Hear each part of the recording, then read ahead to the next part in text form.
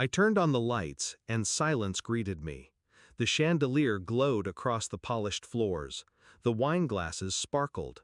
The table was set for 12, but every chair was empty. My family hadn't come, not a single one. Instead, my phone lit up with photos, smiling faces around my sister's new car, champagne in hand, toasting like she'd cured cancer. That was my family, my blood. And they chose her shiny toy over the house I had built with my own 2 hands. That was the moment I understood I was never their priority.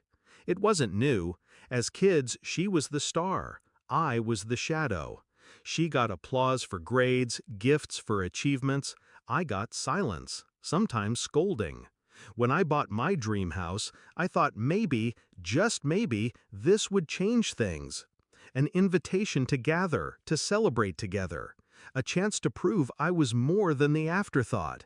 Instead, I got an empty house and a text from my mother.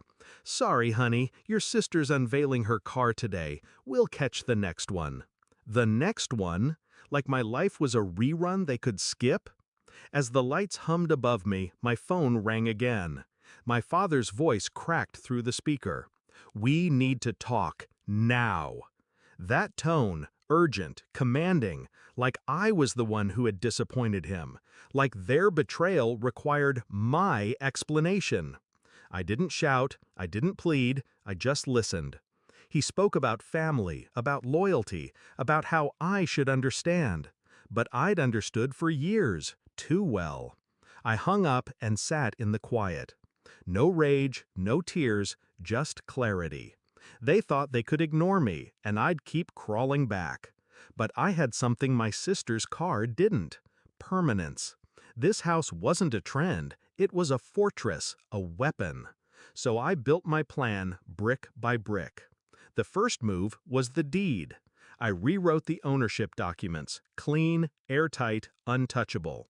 Every room, every square inch, in my name alone. No cosigners, no family clause.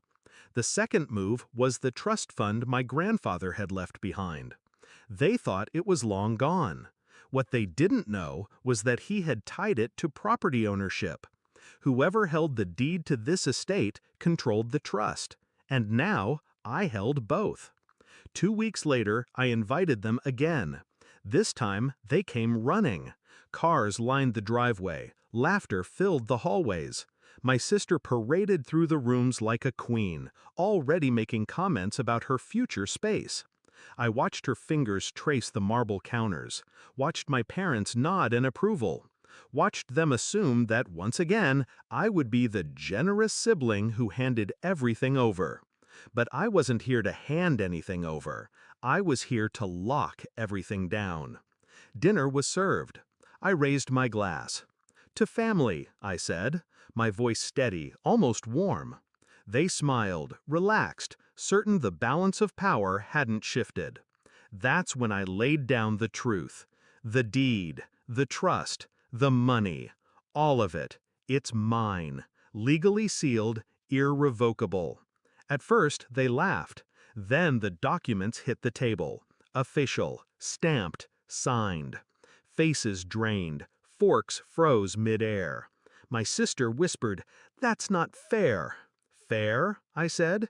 "Fair was you all choosing a car over a home. Fair was you leaving me alone in the house I built while you toasted leather seats and horsepower." My father's jaw clenched. My mother tried to soften her voice. "We didn't mean," but I cut her off. Calm, cold. "You meant it enough to leave me standing in an empty room.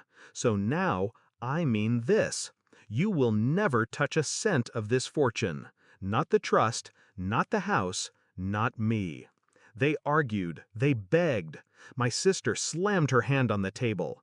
But I had already won. Because revenge isn't about shouting louder, it's about cutting deeper. And nothing cuts deeper than being shown what you lost while the person you underestimated holds it all in their hands. When they left, they didn't slam the door. They shuffled out, silent, defeated. Their empire of favoritism crumbled in one night. And me? I stood in the doorway, the same spot where I had once waited for them to arrive. But this time, I wasn't waiting. This time, I was watching them leave. I don't need their approval anymore. I don't need their applause, because I learned something that night. Family isn't defined by blood, it's defined by who shows up when the lights turn on. And they didn't show up. So I shut the lights off. For them, forever.